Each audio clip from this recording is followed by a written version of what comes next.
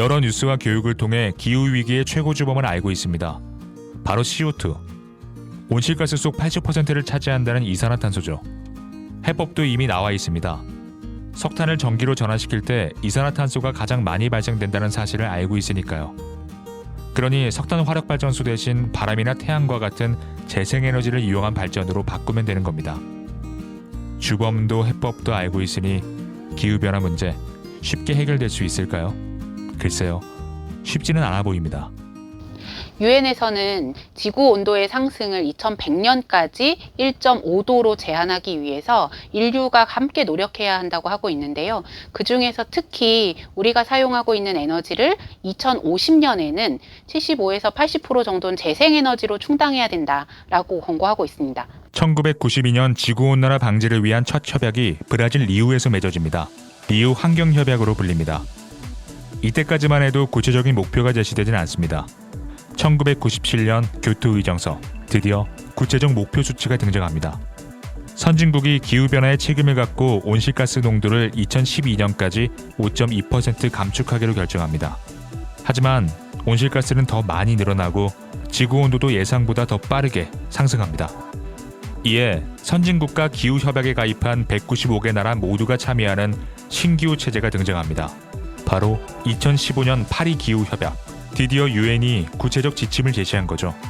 2100년까지 지구의 평균 기온 상승폭을 1.5도로 제한해야 한다고 말입니다. 일단 산업혁명이 이제 한 150년 정도에 이제 일어났는데 한 100년 넘는 사이에 온도가 이제 1도 올랐어요. 이 작은 변화가 이게 지금은 아무것도 아니라고 생각할 수 있지만 이미 우리가 지금 기후위기를 이미 겪고 있고 이런 것들을 방치하게 된다고 하면은 우리가 아마 20년, 30년 뒤에 우리의 어린 아이들이 지금 살아갈 세상들은 훨씬 더 무서운 세상에서 살 수밖에 없게 된다는 거고 그걸 지금부터 그래서 지금 막아야 된다는 것이 이 보고서의 결론입니다.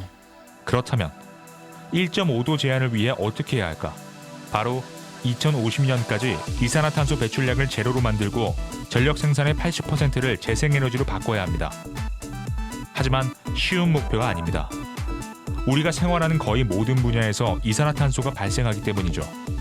결국 산업, 에너지, 농업, 소비 등 사회의 모든 부분에서 대전환이 이루어지지 않으면 해낼 수 없습니다. 그런데 우리에게 남은 시간은 이제 겨우 30년입니다. 30년 안에 배출 제로를 만들지 못하면 2100년엔 지구 온도가 5도 이상 올라서 인류 멸망의 길을 걸을지도 모릅니다. 이렇게 얘기할 수 있어요. 이거는 너무너무 진짜 어렵지만 그래도 가능은 하다. 우리가 어떻게 하느냐에 따라서 우리가 이제 막 에너지를 화석연료에서 쓰는 것들을 멈추고 정말 깨끗하고 안전한 에너지로 우리가 사용하겠다. 우리의 어떤 사회 모든 것들을 한번 다 바꿔보겠다라고 한다고 하면은 불가능하지 않습니다. 그렇다면 우리나라는 얼마나 준비가 되어 있을까요? 그런데 지금 우리나라는 실제로 재생에너지 발전이 전체 전기의 5%도 채 되지 않습니다. 아직까지 석탄으로 발전을 하는 화력발전소가 가장 큰 비중을 차지하고 있고요. 그 다음이 핵발전 그리고 가스발전 순으로 이어지고 있습니다. 그렇다면 다른 국가들은 어떨까요? 재생에너지 선진국이라고 불리는 유럽을 살펴볼까요? 유럽의 경우 이미 전력의 대부분을 재생에너지에서 얻는 국가들이 많이 있습니다. 수력과 지열 발전이 많은 아이슬란드는 이미 100% 재생에너지 비중을 달성했습니다. 수력이 많은 노르웨이는 98%, 바람이 많은 덴마크도 70%를 넘었습니다. 독일이나 영국도 30%를 넘길 정도로 재생에너지 비율이 높습니다. 게다가 유럽에선 특단의 조치들도 보입니다. 프랑스는 2040년까지 석유를 사용하는 내연기관 차량 판매를 금지하는 법안을 통과시켰고 영국은 화석연료 기업에 대한 금융 지원을 중단했습니다. 유럽연합은 2020년 4월에 그린딜 정책을 통해 탄소 중립 대륙을 만들겠다고 선언하기도 했습니다.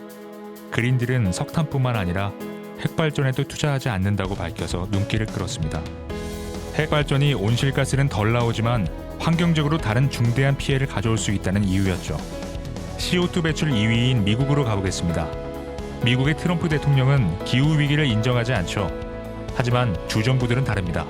특히 캘리포니아주는 2045년까지 100% 재생에너지로 전력을 생산하겠다는 목표를 제시하기도 하죠. 세계 국가들의 변화와는 달리 현재 한국의 현실은 암울합니다. 당장 멈춰야 할 화력발전소는 계속 건설하고 있고 다른 나라의 석탄 산업에 투자도 하고 있습니다. 어떤 이는 석탄 화력 발전소 대신 핵 발전소를 늘리자며 대안을 내놓기도 합니다. 사실 사람들은 석탄 발전소를 줄이는 것이 힘드니까 그것의 대안으로 핵 발전소를 이야기하는 사람들도 있는데요. 이것은 기후 위기를 해결하자면서 또 다른 위험에 인류를 처하게 하는 것과 같은 이야기입니다. 핵 발전소는 다들 아시다시피 방사능으로부터의 위험이 있기도 하고 우리나라 같은 경우는 지진이 계속 나는 활성 단층 위에 있기 때문에 발전소뿐만이 아니라 이것을 처리하는 폐기물 문제까지도 안전하지 않다는 게 기본적인 생각이거든요. 지금 핵발전소 주위에 살고 있는 주민들이 방사능으로 피해를 받고 있는 사례들도 굉장히 많이 있고 아직까지도 우리나라는 지금도 영광이나 경주, 월성 그리고 부산 등지의 고장이나 사고 같은 일도 잦게 일어납니다. 물론 재생에너지를 늘리는 계획도 세우고 있습니다. 정부는 2034년에 석탄 발전을 15%로 줄이고 신재생에너지도 40%까지 늘리겠다고 합니다. 하지만 이러한 정책은 어떻게 전환할지에 대한 구체적인 방법은 여전히 부족합니다. 그렇다면 이제 재생에너지로 전환하는 방법을 살펴볼까요?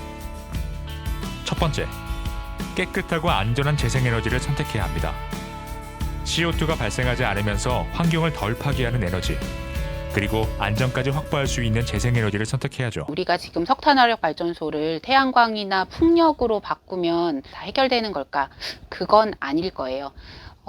가장 중요한 건 지금 거대한 발전소에서 전국으로 보내는 시스템이 아니라 자그마한 지역에 분산해서 에너지를 생산하고 소비하는 과정이 필요하다고 생각합니다.